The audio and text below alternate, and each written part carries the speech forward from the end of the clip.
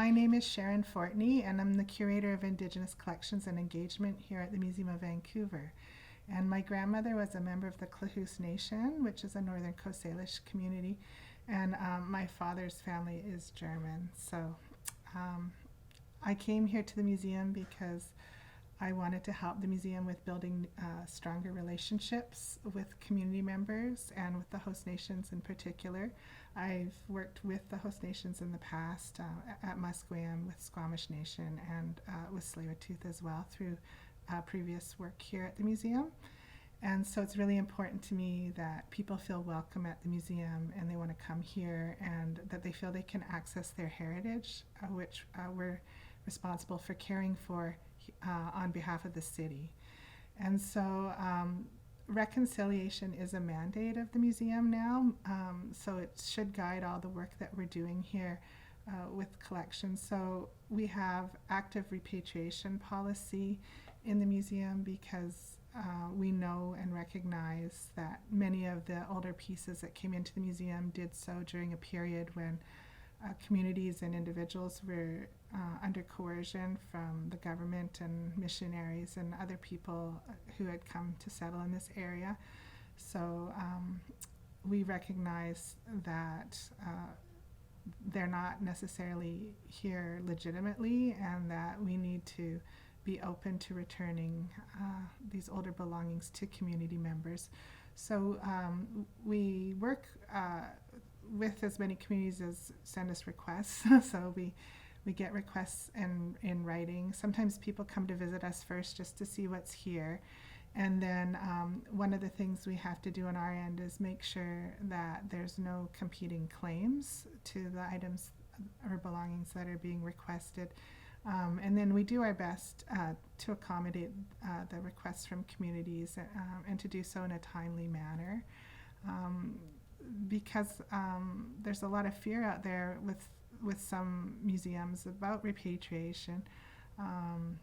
We don't really have that feeling here. Like our priority is establishing relationships with community members, and we feel even if we did repatriate many of the items that are here in the museum, if we were working closely with communities, then we would just, if we wanted to do an exhibition, we could borrow back what we needed for our exhibitions, because we would be building those relationships with those communities. So it's not really important to us to physically or legally own the belongings that are here, but we are caring for them to the best of our ability while they are here. And we also recognize that we wouldn't be able to repatriate everything that is here, because our records, unfortunately, the older they get, the weaker they get. So we can't always know specifically which community an item came from. So that makes us think a little bit about where we're going in the future, because museums always get offered belongings and artifacts and items for the collections from the public. And so our new policy when it comes to Indigenous collections is to think about,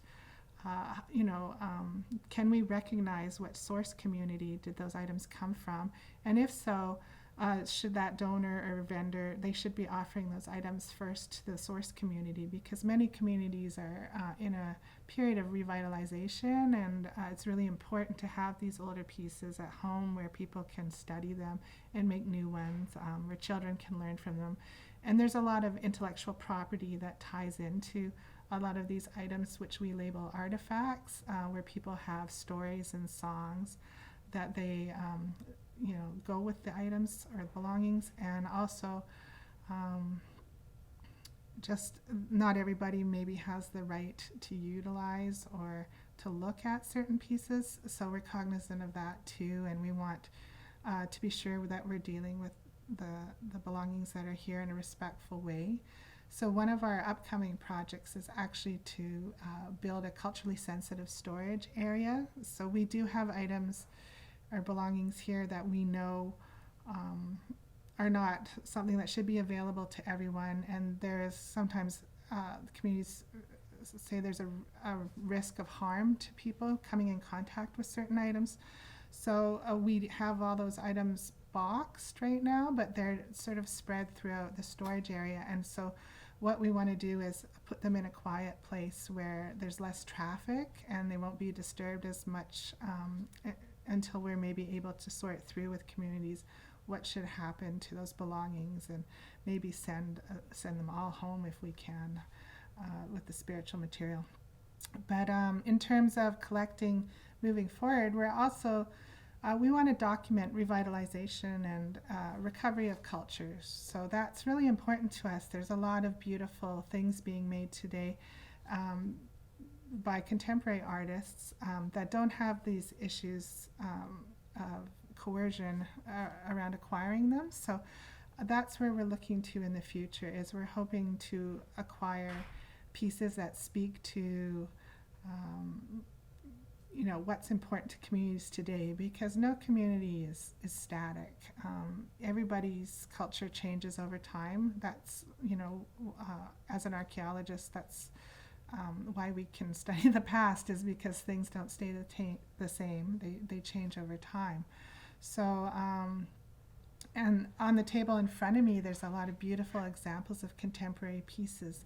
So contemporary collecting was started here in the 70s and early 80s, when the museum had a really strong gift shop. So the gift shop worked with contemporary artists, and then using profits from the shop, the museum actually was able to purchase sometimes their pieces for both the main collection and the teaching collection. So one of the artists that had an exhibition in the shop, I believe in the late 70s, was Norman Tate.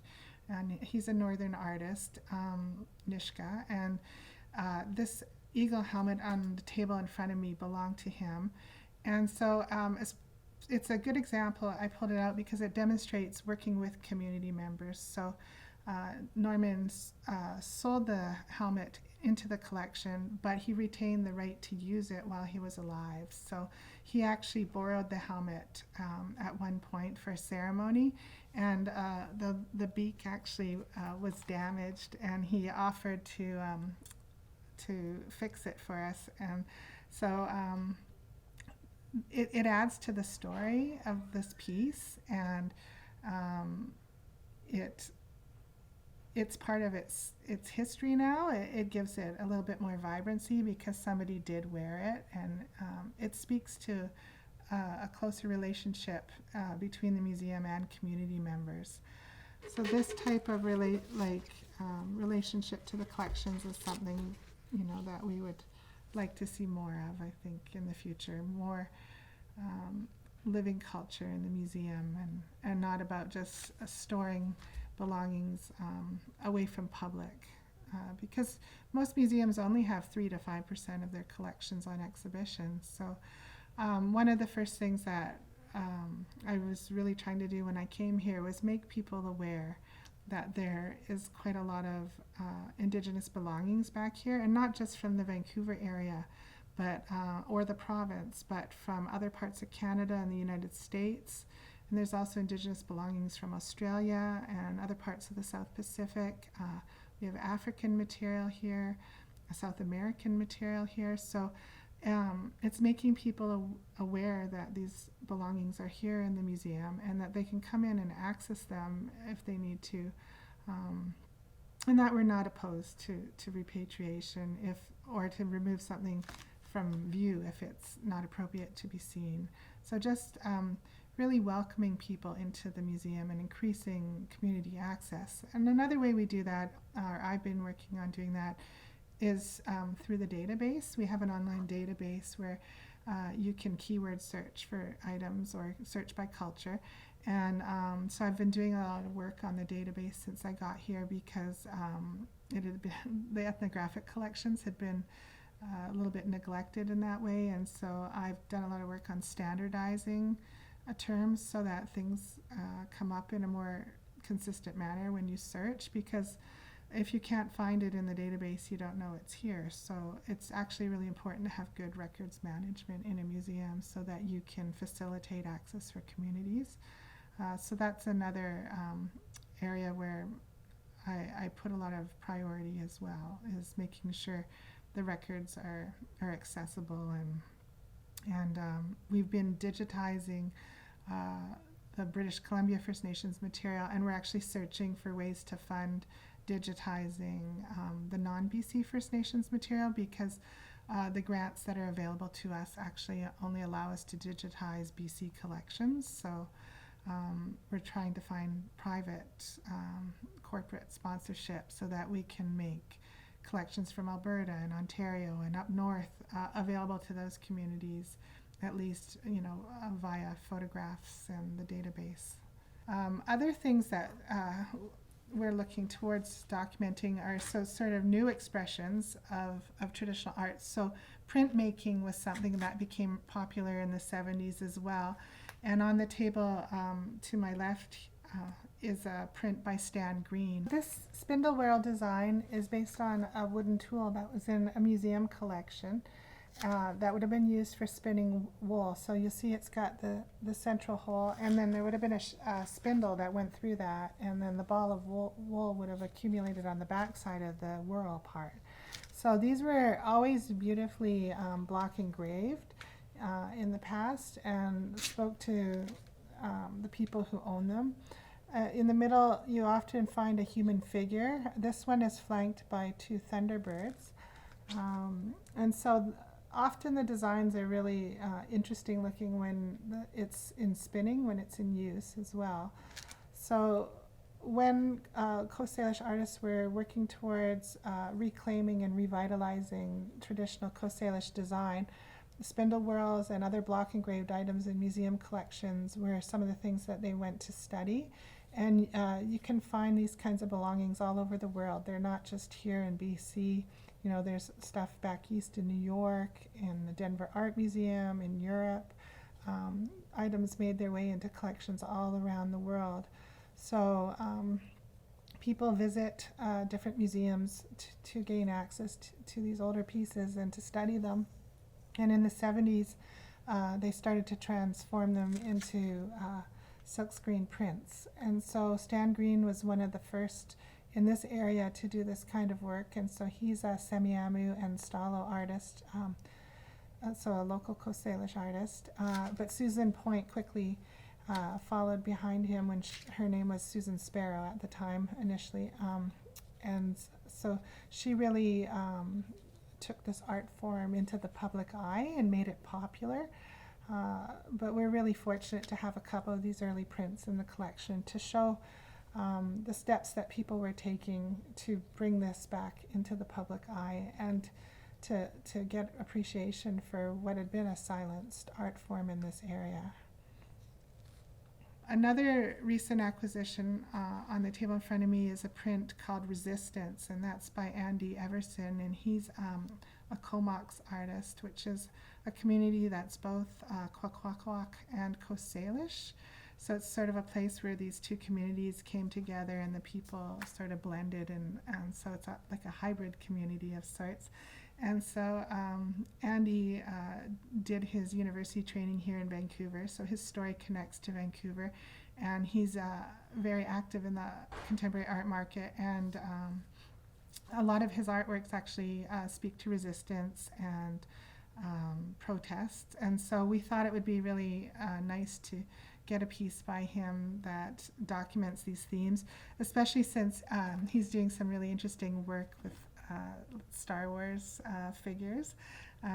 So we got this remarque of his Resistance print, which has a stormtrooper sort of decked out in Chilkat type weaving designs. So it's just part of how we're trying to move the collection in a new direction. And we also have another print by him that's based on the Idle No More movement.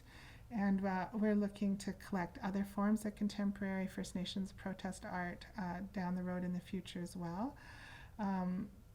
Another area of the collection that we're trying to build is the weaving collection as well. We have a few older pieces in the collection that date possibly to the late 1800s, early 1900s.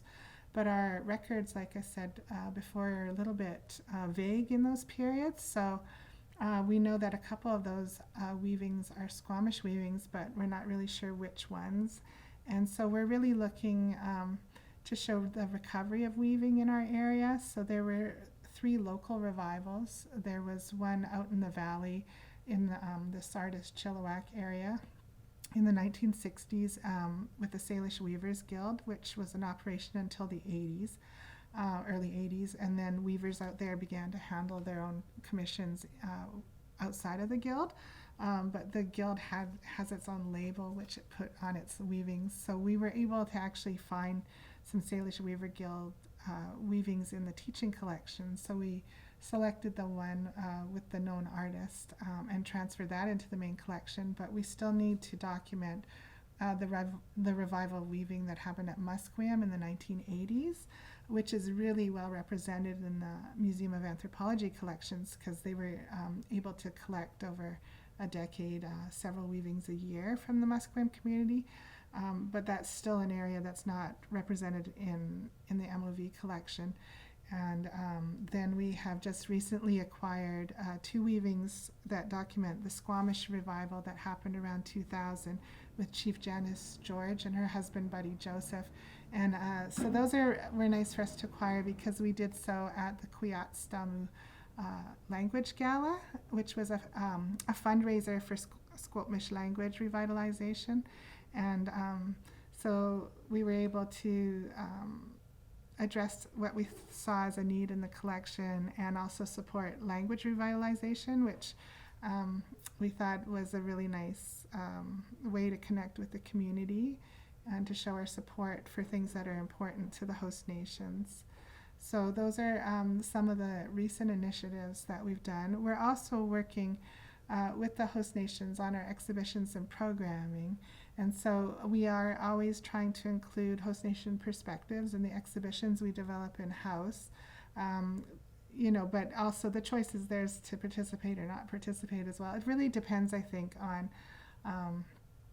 what the theme of the exhibition is and what else is going on in the communities at the time. But for our permanent exhibitions, it's definitely a priority for us to engage with the host nations on those. And so we will, try to slow our timelines down to make sure that they have an ability to work with us. With the temporary exhibitions, sometimes we maybe only have 1 or 2 of the communities represented. Recent example would be the City on Edge exhibition, where we had Squamish and Tsleil-Waututh participate in selecting content for display and interpreting some of the images that were shown in that exhibition. And also through our partnership with the Simon Fraser University School of Interactive Arts and Technology, sometimes we have undergraduate students working with the museum to create short documentaries that we're able to add into exhibitions like City on Edge and Haida Now. So that's another way we include voice in the projects we're doing. So this is a weaving by Chief Janice George, and she's actually a member of the MOV board representing the Squamish Nation. And so she and her husband Buddy Joseph were responsible for revitalizing Salish wool weaving in the Squamish community around 2000. And so she's considered a master weaver, and we were extremely fortunate to be able to acquire a weaving by both her and Buddy at the xʷməthkվəy Gala last year. So this filled a wish to document local weaving traditions in recovery. And so this is actually the top of the weaving, and it would be worn like a robe. And so this would be the neckline, and then the fringe would hang down the back and across the front of the wearer. So it's a very beautiful piece with some really beautiful earth tones in it. And then we see like a twine border and the twill weave, where you end up with the chevron design in the weaving. So we're just really happy to have something beautiful and contemporary like this to add to the collection and to hopefully showcase in a future exhibition, because when we are thinking about things to acquire for the collection, we're always thinking, will we show it? Like, why are we acquiring it? Because we don't want to acquire pieces just to put them in the storage room and they never come out again. They have to have meaning and be of interest to the people of Vancouver and the other people that visit the exhibitions. And so that's why we're really prioritizing right now contemporary First Nations collections from the host nations communities. In some of those communities, we have fairly well represented in historic or archaeological pieces, but we're really pushing now towards acquiring contemporary expressions of culture. So this is just a beautiful example, and it also fills a gap in local museum collections, because when I'm thinking about things to acquire for the museum, I'm thinking about what's represented in other local collections that I may have worked with, like the Museum of Anthropology collection or the North Vancouver Museum and Archives, or any of the other local collections, because we would prioritize getting a piece that isn't found in any other collection ahead of maybe an artist who's already represented in a neighboring museum. So this border here is twined and has been added on to the edge. The diamond motif is a common one we see in Salish weaving. This portion here, which would go horizontally across the back, is done in a twill weave, which gives you these kind of chevrons in the pattern. And then by using different colored yarns, makes it a more dramatic effect. So what I was going to show you was a frontlet, a Simpson frontlet that we had a community member in looking at last week. And you'll see it has a caution tag on it. And that's from a recent project that our conservation department undertook to test for harmful substances and pigments in the collections, not just in the ethnographic collection, but in other collections in the museum, just to make a guide for staff on how to handle and work with some of these items. So this milky red pigment has high levels of mercury in it. So that's important to know when we have community members visiting with us, because initially we were like, oh, you don't need to wear gloves, you feel free to handle the belongings if as long as people had clean hands. But now that we know that some of them have toxic substances on them, either from when they were made or just from past work done at the museum to prevent pests, we make sure that they're tagged so that staff and visitors are aware there's a risk, and advise on maybe wearing gloves to study older pieces in the collection now. So that's an important thing to do as we get more and more visits by artists and other community members wanting to see some of these older heritage items in the collection.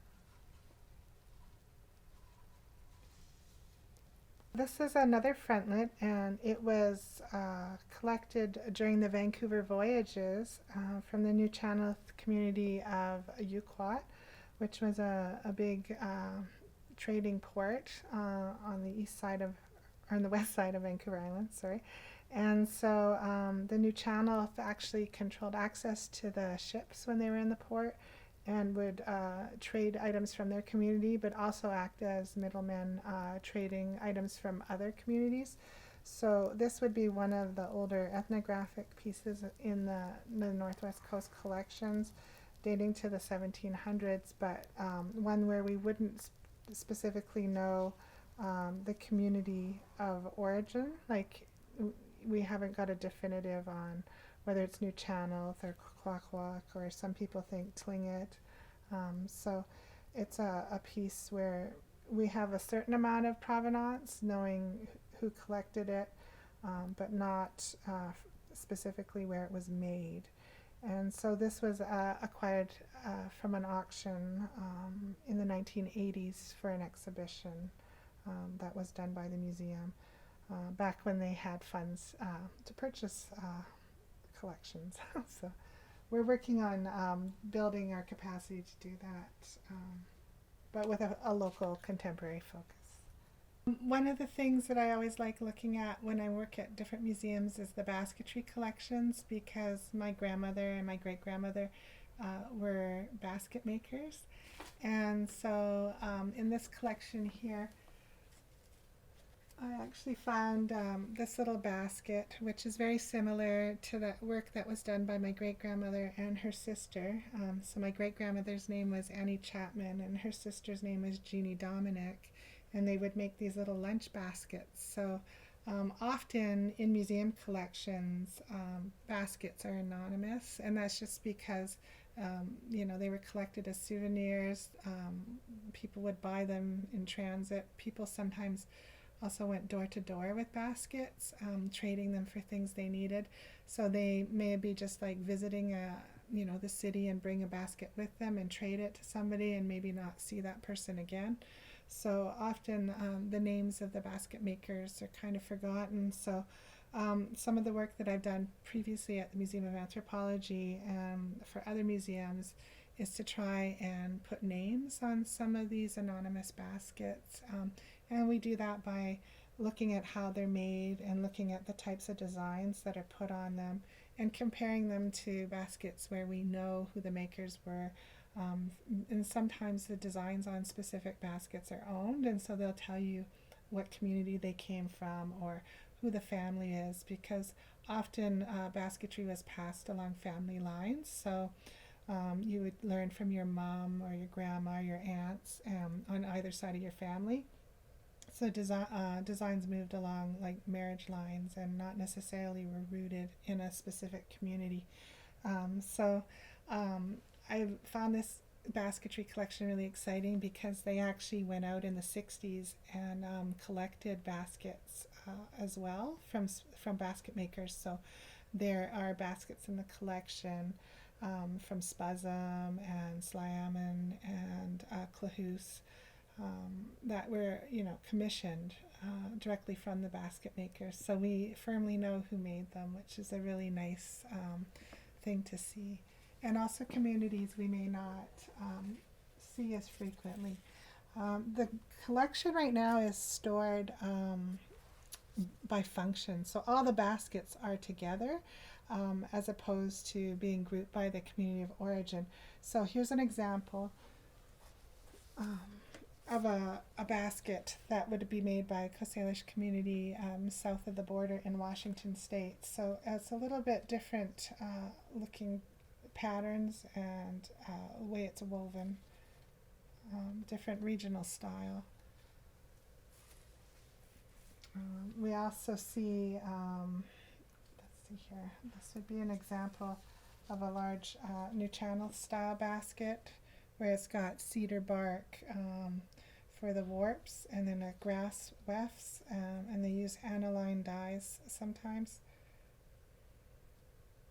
So they're very light sensitive baskets if they have these colorful pink and blue designs. So we want to store them out of light. And when we're not using this part of storage, we always turn the lights off in the different aisles, just as part of protecting the items that we're caring for. And we may even, because we're in compact storage here, we can even close the aisles so it's all dark.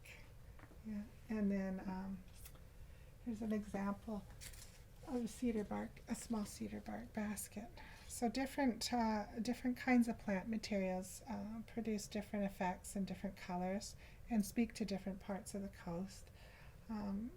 So like I said, a plan I have down the road is to potentially sort everything at least into south, central, and northern coast, but more preferably into community of origin, because when people come in to visit us, we need a little bit advance notice to find what they want, because it's spread throughout the storage area, whereas if we had it grouped by community of origin, then when people came to visit, we could walk straight to like, oh, this is where, you know, the Tsimshian material is, or this is where xʷməthkվəy is.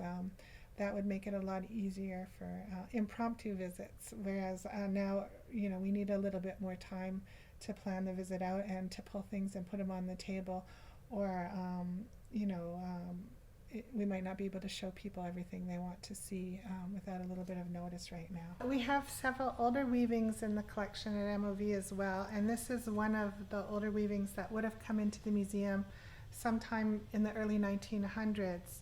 So I was saying before that our documentation isn't always very strong for that period. So we have 3 older Salish weavings where we know 2 of them are Squamish weavings, but we don't know specifically which 2. So it's a possibility that this weaving comes from the Squamish community, but we can't say so definitively. We have had it tested for fibers, so it does have little mountain goat hairs in the wool, and we had it looked at under electron microscope to see if there's any Salish dog hair in the wool as well, because there used to be a little Salish wool dog that weavers raised and gathered the wool, and they would spin it together with mountain goat and then weave it into ceremonial items. And so if it had been present, that would have told us that the age of this particular weaving might have been like mid-1800s or earlier, because that's about the period when the wool dog went extinct. But unfortunately, we didn't find wool dog in this weaving, although we did find some other interesting plant fibers. And in a few of the other weavings, there were little flecks of feathers in the weavings. So these older ceremonial weavings, the wool was often used was mountain goat hair, sometimes combined with local plants and feathers, and occasionally with the Salish wool dog, although this blanket does not have wool dog in it. You can see the little mountain goat hair sticking out of the wool. And the patterns were distinctive of different families, so different families had their own designs, and it identified who they were. This would be something that a person of status would wear for ceremony, so they might wear it for spiritual reasons in the longhouse or publicly as well. Often when important people came to visit in Vancouver, you would see the local chiefs and high status people doing like parades where they were wearing their different weavings. There's a lot of archival photographs next door showing that in the archives. So this is an interesting weaving too for the colors that are used. The yellows and pinks are a little bit unusual. And you see 2 shades of pink. Here you're just seeing the one, but up in the close-up, but they would have maybe dyed some of the wool the dark pink, and then as the dye was used up, it faded to this lighter pink, which my friend would refer to as an exhaust dye. And it really brings out that herringbone type pattern in the weaving. And so this is a type of weaving that would have come into the collection in the early 1900s, and just unfortunately our records are not very strong for that period. So we know that the Campbell Johnsons, who were members of the Vancouver Art, Historic and Scientific Association, donated a weaving from the Squamish community in the early 1900s, as well as Mildred Valley Thornton, who was a friend of their daughter's and a local artist. She donated a second Squamish weaving a few years later. We're just not sure which 2 of the weavings in the collection are those 2 weavings. So we just put a note in the catalog records so that, you know, we identify things to the best of our ability. And hopefully, like going down the road, we'll find something on a 3rd weaving, and then maybe it'll help us clarify which is which. So this is a weaving by Buddy Joseph. We previously saw one by his wife, Chief Janice George. So this was a second contemporary weaving that was acquired at the Tsleil-Waututh Gala for Squamish language preservation. So this is more of the style of weaving that a man would wear and drape across himself ceremonially.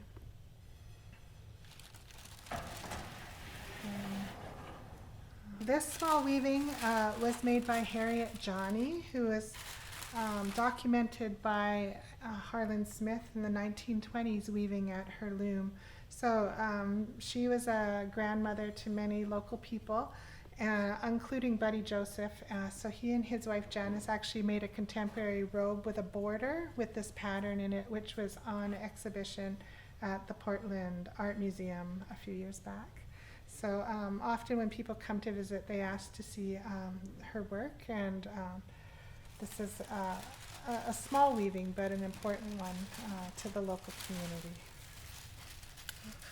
And some people describe it as a sitting blanket, so you would sit on it in the longhouse. This is an example of the Salish Weavers Guild, and you can see that it bears their label in the corner. So the Weavers Guild was active from the mid-1960s to the early 1980s out in the Tsleil-Waututh area. And the weavers out there would get together and dye wool and go home and make small weavings, which they would bring into the guild, and they put the label on it, and it would be used to fill orders internationally.